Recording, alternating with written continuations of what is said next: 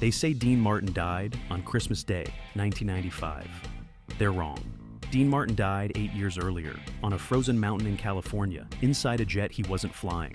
His body just didn't get the message until 1995. His heart kept beating out of habit. His lungs kept breathing out of spite. But the man, the real man, the one who laughed and sang and made the world feel like everything was going to be okay, that man died on March 21st, 1987. That was the day his son flew into a wall of granite at 400 miles per hour. There is a photograph that haunts everyone who has seen it. It was taken at March Air Force Base sometime in 1986.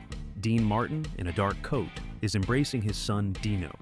Dino is wearing his flight suit, the patches of the California Air National Guard visible on his shoulder. Behind them, an F-4 Phantom jet sits on the tarmac like a sleeping beast. In the photograph, Dean's eyes are closed. His hands grip his son's back like he's afraid to let go. His face is pressed against Dino's shoulder. It looks like a hello. It looks like a father proud of his boy. But now, knowing what we know, it looks like something else. It looks like a goodbye. It looks like a man holding on to the only thing in the world that matters to him, the only thing that made the fame and the money and the applause mean anything at all. It looks like a father who somehow knew, in some dark corner of his soul, that he was running out of time. 11 months after that photograph was taken, Dino was dead. And Dean Martin, the king of cool, the man who never let anything touch him, discovered that there are some wounds that no amount of charm can heal. There are some losses that no joke can soften. There are some silences that last forever. The world remembers Dean Martin as the man who made everything look easy. They remember the tuxedo. They remember the drink in his hand. They remember the sleepy eyes and the lazy smile and the voice like velvet wrapped around honey. But for the last 8 years of his life, Dean Martin wasn't performing anymore. He wasn't entertaining. He wasn't even really living. He was waiting to see his son again. This is that story. To understand the magnitude of what Dean Martin lost on that mountain in California, you first have to understand what Dino Jr. meant to him. You have to understand that this wasn't just a father losing a son. This was a man losing the only proof he had that his life had meant something. Dean Martin had 7 children. He loved them all in his way. But Dino was different. Dino was special. Dino was the one. From the moment Dino was born in 1951, Dean saw something in him that he had never seen in anyone else. He saw himself, but better. He saw everything he had wanted to be and never quite managed. He saw redemption. Dino grew up to be everything Dean admired. He was handsome without being vain. He was talented without being desperate. He was charming without being needy. He moved through the world with the same effortless cool that Dean projected on stage. But with Dino, it wasn't a performance. It was real. By the time Dino reached his 20s, he had already lived more lives than most men live in a lifetime. He was a tennis pro who had played at Wimbledon. He was an actor who had starred in films and television shows. He was a musician who had fronted a rock band that had actually made the charts. He was everything a Hollywood prince was supposed to be. But then Dino did something that surprised everyone. He joined the military, not for show, not for publicity, not because some manager told him it would be good for his image. Dino joined the California Air National Guard because he wanted to fly. He wanted to serve. He wanted to be something more than just Dean Martin's son.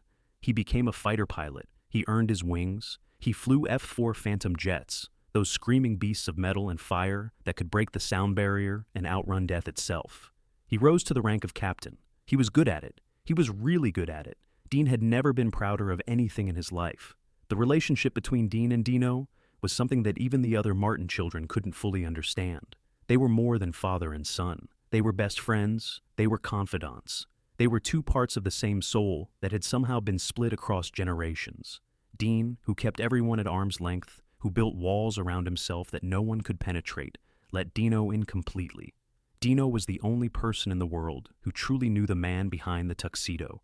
He knew the fears Dean hid behind the jokes. He knew the insecurities Dean drowned in apple juice that everyone thought was scotch. He knew the lonely boy from Steubenville who still couldn't quite believe that any of this was real. They played golf together every week. They talked on the phone every day. They had a language that didn't need words, a way of communicating with a glance, a shrug, a raised eyebrow. When Dean was on stage, he would sometimes look into the audience and find Dino's face, and that face would give him everything he needed to keep going. Dean would brag about Dino to anyone who would listen. He would pull out photographs of Dino in his flight suit, standing next to his jet, looking like something out of a movie. He would show these photographs to strangers, to waiters, to cab drivers, to anyone. "That's my boy," he would say. "He flies jets. I just sing songs." It was a humble brag, but it was also the truest thing Dean ever said. He was in awe of his son. He looked at Dino and saw a better man than he had ever been.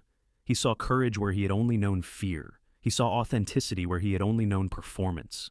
He saw a future where the Martin name would mean something beyond nightclub acts and comedy films. Dino was Dean's immortality. Dino was his legacy. Dino was the answer to every question Dean had ever asked himself in the dark hours of the night, when the applause had faded and the rooms were empty. And on March 21st, 1987, Dino flew into a mountain and took all of that with him. The morning of March 21st, 1987, started like any other Saturday in Southern California. The sun was shining in Los Angeles. The beaches were filling up with weekend crowds. The freeways were humming with traffic. But 60 miles to the east, in the San Bernardino Mountains, something different was happening. A freak storm was gathering around Mount San Gorgonio, the highest peak in Southern California. Snow was falling, clouds were swirling, winds were howling through the canyons with a fury that seemed almost personal. Dino was scheduled for a routine training mission that afternoon. He and his weapons system officer, Captain Ramon Ortiz, were flying an F-4C Phantom out of March Air Force Base. It was a standard exercise, the kind of thing Dino had done hundreds of times. Fly up through the clouds, practice some maneuvers, come home for dinner.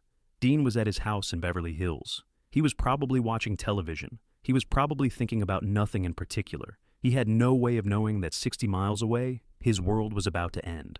At 1:52 in the afternoon, Dino's jet requested a left turn from air traffic control. The storm had created a wall of clouds directly in their path. The turn was approved. The jet banked left. And then something went wrong.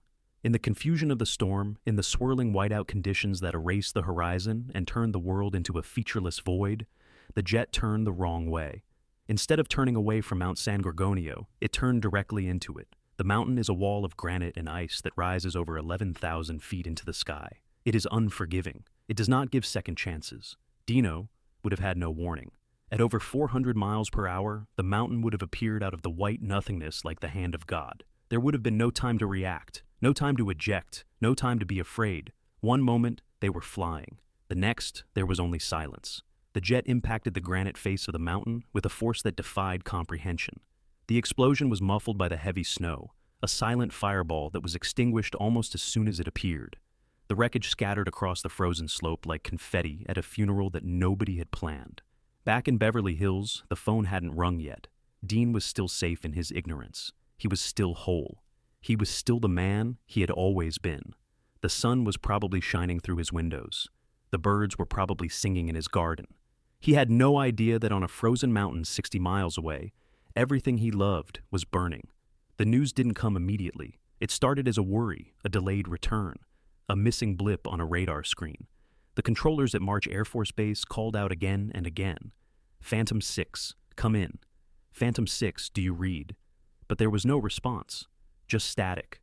Just the empty hiss of a frequency that would never carry his son's voice again. When the phone finally rang at Dean's house, the voice on the other end wasn't Dino. It was an official from the Air National Guard. "Captain Martin's plane is missing." Those 5 words are the most terrifying sentence a parent can hear. Missing. It implies hope, but it carries the weight of doom. It opens a door to a hell that has no exit. For the next 3 days, Dean Martin lived in the hell.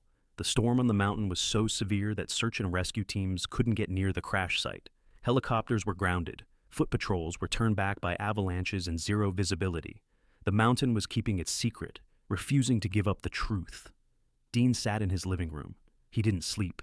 He didn't eat. He chain-smoked cigarettes until the air in the room was thick with blue haze. He stared at the telephone as if he could will it to ring with good news. He imagined scenarios. Maybe Dino had ejected. Maybe he was sitting on the mountainside, wrapped in his parachute, cold but alive. Maybe he was waiting to be rescued. Dean clung to these fantasies with the desperation of a drowning man grasping at driftwood. He bargained with God. He made promises he knew he couldn't keep. He offered trades that no father should ever have to offer. "Take everything," he whispered to the ceiling. "Take the money, take the fame, take the records and the movies and the applause. Just give me the boy, just give me the boy." But God wasn't taking that deal, not that week, not ever. Friends came by. Frank Sinatra showed up at the door, looking as helpless as Dean had ever seen him. Sammy Davis Jr. called from the road. Jerry Lewis, who hadn't spoken to Dean in years, sent a message of support. But Dean barely acknowledged any of them. He was somewhere else. He was on that mountain with his son, frozen in the snow, waiting for a rescue that would never come. Finally, on the third day, the storm broke. The search helicopters lifted off at dawn. They flew in circles around Mount San Gorgonio, scanning the white slopes for any sign of the missing jet. And then they found it, a scar on the granite face, a smear of metal and fire against the pristine snow. No parachutes, no survivors, no hope. The confirmation came by phone. Dean listened to the words. He didn't scream. He didn't throw anything. He didn't rage against the universe for its cruelty. He simply hung up the receiver, walked to his favorite chair, and sat down. And something inside him died. The funeral was held 4 days later at Los Angeles National Cemetery. It was a military funeral with all the honors that a captain in the Air National Guard was entitled to receive. There were uniformed officers in dress blues. There was a folded American flag. There was the sound of taps played on a lonely bugle, those mournful notes drifting across the headstones like a final goodbye. Dean stood at the graveside in a dark suit. He was surrounded by his family, his friends, his colleagues from a lifetime in show business. But he was utterly alone. The distance between him and everyone else in that cemetery was infinite, uncrossable, permanent.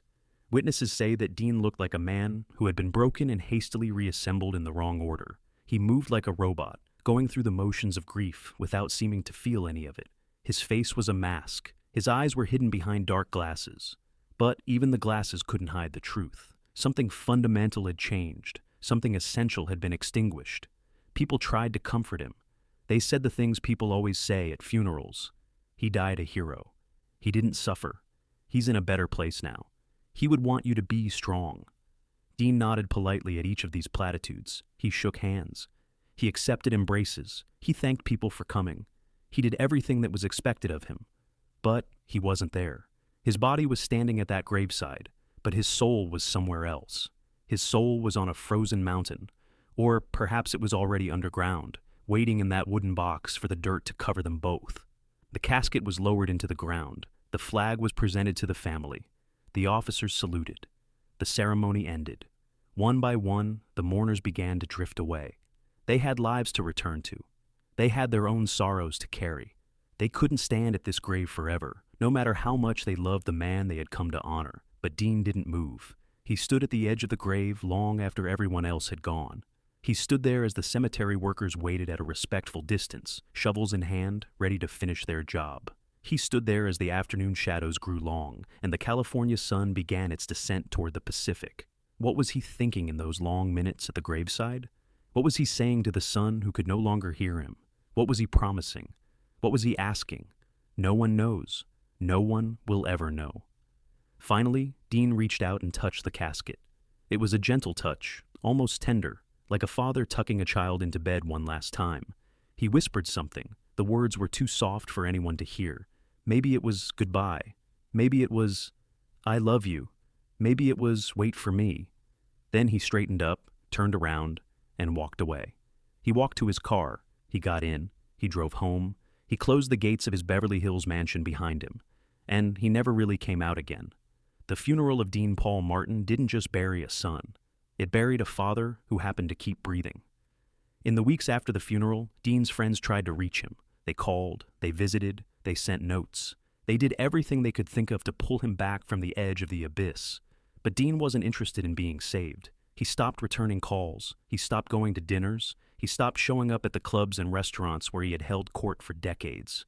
He withdrew from the world with a completeness that frightened everyone who knew him. The man who had spent his life surrounded by people, the man who had been the life of every party, the man who had made loneliness look like a choice rather than a curse, was now truly alone, and he seemed to prefer it that way. His daily routine became monastic in its simplicity. He would wake up late. He would sit in his favorite chair. He would watch old westerns on television, the same movies playing on a loop day after day. He would eat very little. He would drink very little. He would wait. What was he waiting for? Everyone knew the answer, even if no one wanted to say it out loud. He was waiting to die. A year after the funeral, Frank Sinatra tried one last desperate measure. He organized a reunion tour, the Rat Pack together again, Dean and Frank and Sammy, on stage filling stadiums and reliving the glory days. Frank thought the applause would heal Dean. He thought the music would bring him back to life. Frank was wrong. The tour started in Oakland. Dean showed up. He walked on stage. He sang the songs. But anyone who looked closely could see that something was terribly wrong. The spark was gone. The timing was off. The joy that had defined Dean's performances for 40 years had been replaced by a mechanical emptiness that was painful to witness. He forgot lyrics. He missed cues. He stood on stage like a man who had wandered in from the street and found himself in the spotlight by accident. The audience wanted him to be Dino. The band wanted him to be Dino. Frank wanted him to be Dino. But Dino was dead. He had died on that mountain with his son. The tour limped along for a few weeks. Dean tried. He really did. He tried to be what everyone wanted him to be. He tried to find the old magic. But every night on that stage, he was reminded of everything he had lost. Every applause felt like mockery. Every standing ovation felt like a lie. Finally, in Chicago, Dean reached his breaking point. He was on stage with Frank, going through the motions of a song he had sung 1,000 times. And suddenly, he stopped. He just stopped. He turned to Frank and said, quietly, almost apologetically, that he wanted to go home. Frank tried to rally him. "Come on, Dean, let's finish the show. The crowd loves you." But Dean shook his head. He put down his microphone. He walked off the stage. He walked out of the theater. He walked to the airport. He flew back to Los Angeles. He never performed with Frank Sinatra again. The final years of Dean Martin's life were a study in solitude. He established a quiet routine that he followed with religious devotion. Every evening, he would put on a sport coat, always dressing for dinner out of habit and self-respect, and drive to his favorite Italian restaurant. He would sit at the same table. He would order the same meal. He would drink the same wine, and often he would have the staff set a place at the empty chair across from him. Some people thought he was waiting for Frank. Others whispered he was waiting for a woman, but those who really knew him understood the truth. He was having dinner with his son. He would sit at that table for hours, eating slowly, staring into the middle distance, lost in a conversation that only he could hear. Fans would sometimes approach him for an autograph. He was always polite. He would sign whatever they put in front of him. He would smile that famous smile, but the eyes behind the smile were vacant. The eyes of a man who was just running out the clock. 8 years passed this way. 8 years of quiet dinners and empty chairs and old westerns playing on television screens. 8 years of waiting. On Christmas Day 1995, Dean Martin finally got his wish. He died in his sleep at his Beverly Hills home. The official cause was acute respiratory failure, but everyone knew the real cause. He had died of a broken heart. He had been dying of it for 8 years. When the news broke, the lights on the Las Vegas Strip were dimmed in his honor. Frank Sinatra, now old and frail himself, wept at the loss of his brother. The tributes poured in from around the world. Everyone remembered the songs. Everyone remembered the movies. Everyone remembered the jokes and the swagger and the effortless cool. But those who had known him at the end remembered something else. They remembered a father who loved his son so much that he couldn't survive without him. They remembered a man who had spent his final years staring at an empty chair, waiting for a dinner guest who would never arrive. They remembered the quiet dignity of a grief that never demanded attention, but never diminished either. Dean Martin taught us many things during his life. He taught us how to be cool. He taught us how to laugh. He taught us how to wear a tuxedo and hold a microphone and make a room full of strangers feel like old friends. But in his death, he taught us the most important lesson of all. He taught us that fame is nothing, that money is nothing, that applause and awards and magazine covers are nothing. The only thing that matters, the only thing that can break a man as strong as Dean Martin, is love. He loved his son. He loved him so completely and so unreservedly that when Dino died, Dean had nothing left to live for. And that love, that terrible and beautiful love, is the truest legacy he left behind. The next time you hear one of his songs, don't just listen to the words. Listen to the warmth beneath the words. Listen to the heart that was beating in that chest. The heart that was capable of such profound love that losing it meant losing everything. Remember the man who made the world laugh for 40 years and then spent 8 years learning how to cry. Remember the father who never recovered from saying goodbye. Remember Dean Martin, the king of cool who discovered that cool means nothing when your son is in the ground. Rest in peace, Dino. Both of you, you're together again now. The dinner table is finally full.